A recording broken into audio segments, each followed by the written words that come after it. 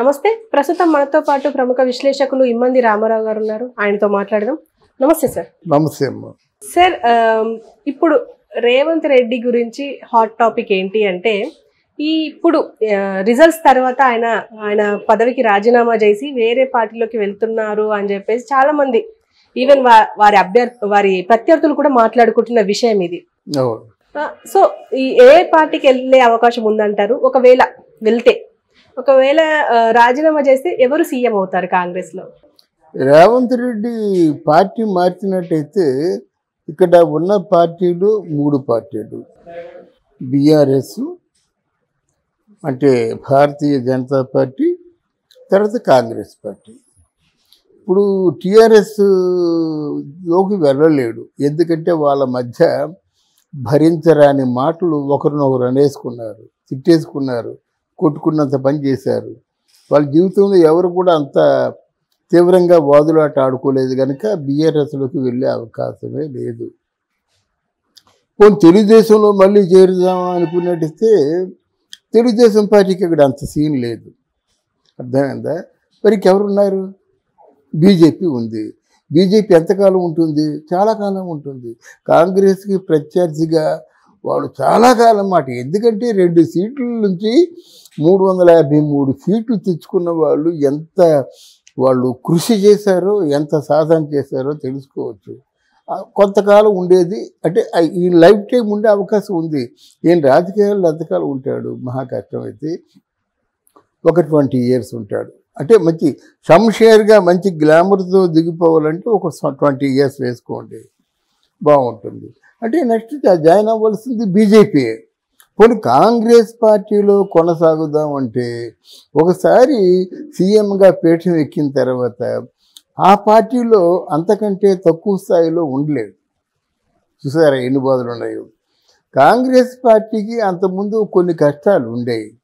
ఆ కష్టాలు ఏమిటంటే మాట్లాడితే చీటికి మాటికి అక్కడికి అధిష్టానం పిలవడం, ఢిల్లీ వెళ్ళిపోవడం, నేను చేయబోతున్నాను, ఆఫీస్ చేంజ్ చేస్తున్నాను చెప్పాలి. అక్కడ ఆఫీస్ చేంజ్ చేస్తున్నావు అని, లేదా బ్యారేజీ కట్టబోతున్నాను, మనకి ఎంత కాంట్రాక్ట్ వస్తుంది, మనకెంత వస్తుంది, మరి ఎలా దీన్ని షేరింగ్ చేస్తావు, అందరూ ఉభయతారకంగా ఉండాలంటే ఏం చేస్తావు అని అడిగే స్వభావం అందరికీ ఉంటుంది. వాళ్ళు అడుగుతారు. ఒక్క పార్టీ అడగడం కాదు. కేంద్ర ప్రభుత్వం ఏముంటుందంటే రాష్ట్రాల నుంచి కొంత మరి వాళ్ళు అండర్స్టాండింగ్ ఉంటుంది. దాన్ని అంత గట్టిగా చెప్పుకోవడం మంచిది కాదు, కానీ మరి అండర్స్టాండింగ్ ఒకటి ఇవ్వాలి. ఈయన ఇండిపెండెంట్గా ఏ నిర్ణయాలు తీసుకోవడానికి వీల్లేదు. పోనీ ప్రజా సంక్షేమం కోసం ఏమైనా చేద్దామంటే లేదు. ఈయనకి శక్తికి మించినటువంటి వాగ్దానాలు చేశాడు. అంతే కదా. అసలు యాక్చువల్గా రాష్ట్ర ప్రభుత్వం 1 సంవత్సరం బడ్జెట్ అంతా వాగ్దానాలకే పోద్ది. మరి 5 సంవత్సరాల్లో 1 సంవత్సరం బడ్జెట్ ఎక్కడి నుంచి తెస్తావు నువ్వు? ఒకటి.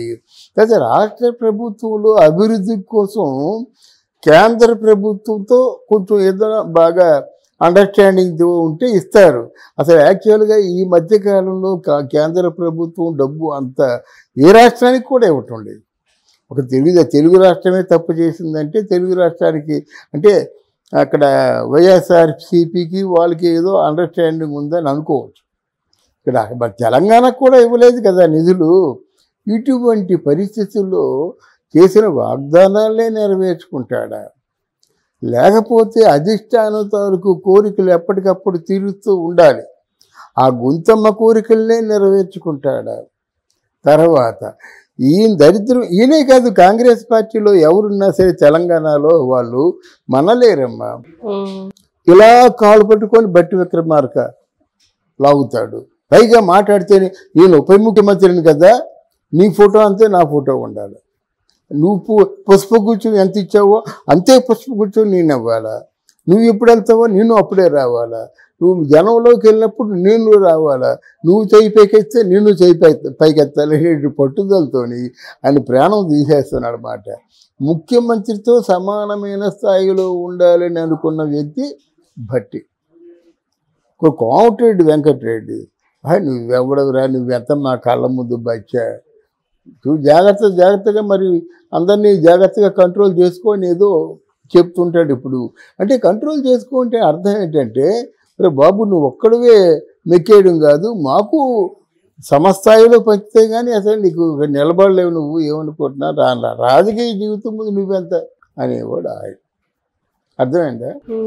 మూడో వాడు ఉత్తమ్ కుమార్ రెడ్డి, ఒరే క్షణం చిన్న చిన్న చిన్న ఎడ్జ్లో నాకు సీఎం రావడం మానేసింది, కానీ నేను రాజీవ్ గాంధీ ఫ్రెండ్ అండి. నేను అసలు ఇన్నాళ్ళు కాంగ్రెస్ పార్టీకి నేను అధ్యక్షుడిగా ఉన్నానంటే నన్ను కాదని నిన్ను చేశారంటే నేను ఎంత త్యాగం చేసి ఉండాలా ఆలోచించుకో.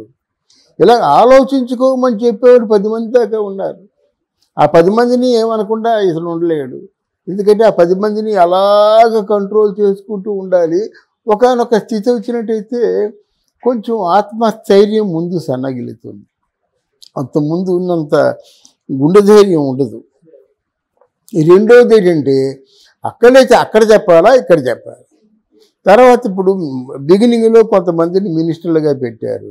మిగతా వాళ్ళు ఏమంటారు, ఏమయ్యా ఏదో మామూలుగా ఓ చిన్న మినీ బస్సు మంత్రివర్గాన్ని ఏర్పాటు చేసేబెట్టి మాకు అలా కాదు.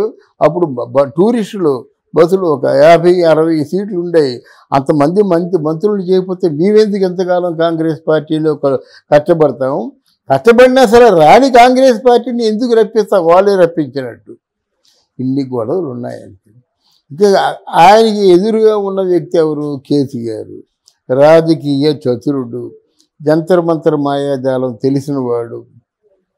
కూతురు అరెస్ట్ అయిపోయి ఎంతకాలం అయినప్పటికి కూడా ఈషన్ మాత్రం స్పందించకుండా ఉన్నటువంటి వ్యక్తి మరో మార్గం గుండా కూతుర్ని తీసుకురావడం కోసం ప్రయత్నం చేస్తాడే కానీ ఎవరికి లొంగడు. ఆ పరిస్థితి ఉంది. తర్వాత ఏంటంటే ఆయన పెద్ద ఇబ్బందులు ఉండవు. ఆయన రాజకీయ పార్టీలో సీఎంగా ఉన్నప్పుడు పరిపాలన అంతా మిగతా వాళ్ళ మీద బేసి జరగలేదు. ఎంత కేసీఆర్, హరీష్ రావు, మన కేటీఆర్, కవిత. ఇప్పుడు వాళ్ళు కేసీఆర్ని బెదిరించే వాళ్ళు ఎవరు లేరు. కేసీఆర్ తాలూకు కనుసన్నల్లో మసలుకునే వాళ్ళే ఉన్నారు, కానీ ఈయనలా 10 మంది కాళ్ళు పట్టుకొని రెక్క పట్టుకొని లాగే వాళ్ళు ఎవరు లేరు. అదొక మంచి ఆయనకి చాలా మంచి ప్లాన్ వేశారన్నమాట. ఎవరైనా వస్తారా, ఎంత ఇస్తారు, నా మాటకు మాత్రం తిరుగులేదు, ఫైనల్ డెసిషన్ నాదే, ఇష్టమైతే రండి అని చెప్పే పరిస్థితుల్లో కేసీఆర్ ఉన్నాడు. అందువలన ఇప్పటికే ఆయన బాగా విసిగిపోయిన పరిస్థితి ఉంది. అయితే వాగ్దానాలని నెరవేర్చలేని పరిస్థితి. ఇక్కడ రేవంత్ రెడ్డి కాదు, రేవంత్ రెడ్డి తాత వచ్చినప్పుడు కూడా వాగ్దానాలు ఎక్కడి నుంచి చేస్తాడు, డబ్బులు ఎక్కడి నుంచి చేస్తాడు. రైతు రుణమాఫీ అన్నాడు, ఎన్ని లక్షలు. అప్పుడు కేసీఆర్కి ఏంటంటే మోర్ దాన్ ఇనఫ్, అంటే సర్ప్లస్ మనీ ఉండేది కనుక పంచేవాడు అందరికీ. ఏం చేద్దామనుకో దళిత బంధువు పంచేవాడు కొంతమందికి. అంటే ఒక మాట చెప్పాడంటే, ఒక వాగ్దానం చేశాడంటే నెరవేర్చుకునే అవకాశం ఆయనకు ఉంది. ఇక్కడ అలా కాదు కదా. ఒకసారి ఆ బాస్ దగ్గరికి వెళ్ళి, హైకమాండ్ దగ్గరికి వెళ్ళి ఒక 20,000 కోట్లు కావాలి, ఒక 50,000 కోట్లు కావాలి, నో నథింగ్ డూయింగ్, మీరు చేయండి, ఆలోచన చేయండి అంటే తప్ప ఈయన 20,000 కోట్లు అడిగితే ఇచ్చేసే పరిస్థితుల్లో వాళ్ళు లేరు. మనం అంటే వాస్తవాలు మాట్లాడుకుందాం. ఇటువంటి పరిస్థితుల్లో ఆయన చాలా వరకు ఆయన డిప్రెషన్లో ఉన్నాడు.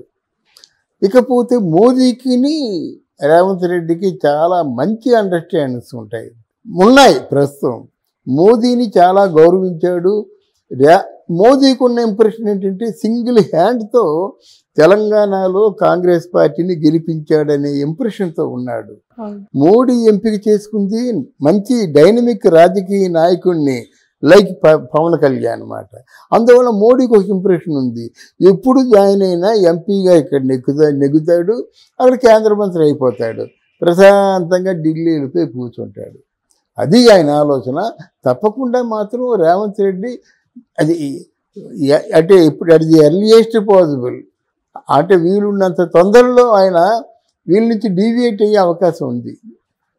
ఒకవేళ రాజీనామా డ్రామా ఇంకొందుకు కూడా కావచ్చు. ఇక ముందు ఎక్కువ పేచీలు పెట్టడం కూడా మానేయవచ్చు.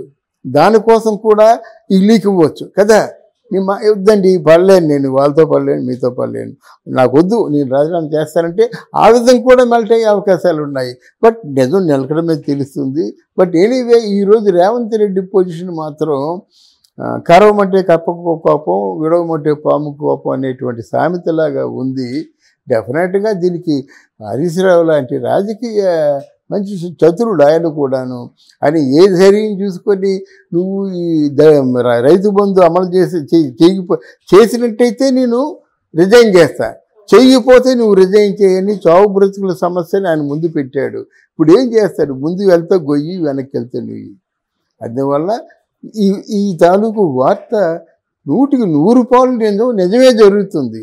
అది ఈ సంవత్సరం కావచ్చు, నెక్స్ట్ ఇయర్ కావచ్చు. కానీ రేవంత్ రెడ్డి కాంగ్రెస్ పార్టీలో ఇమడలేక బయటికి వెళ్ళిపోయేది మాత్రం తప్పకుండా జరిగి తీరుతుందని మన భావన. Okay sir, thank you. Thank you.